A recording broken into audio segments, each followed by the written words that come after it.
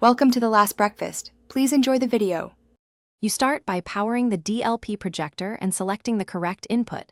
This is essential so the device listens. Next, decide wired versus wireless. Wired uses a USB-C or Lightning adapter to HDMI. Wireless uses Miracast or Chromecast. Once you have the right cable or dongle, connect it firmly to the projector and to your phone. Make sure the phone is charged and that screen mirroring is enabled in settings, so the phone can detect and negotiate a video output signal. Once your cable or dongle is connected, allow any permission prompts on the phone. The OS often asks to trust the accessory or enable HDMI output.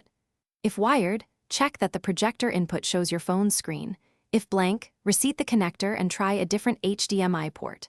For wireless, make sure the phone and projector are on the same Wi-Fi network. Then use the phone's cast or screen mirroring control to pick the projector. Finally, adjust keystone and focus so the image fills the screen properly. You finish by confirming both picture and sound. Route audio to the projector or to external speakers depending on your needs. Then stabilize the phone and projector. Lock screen orientation, disable notifications, and secure cables to prevent accidental disconnects.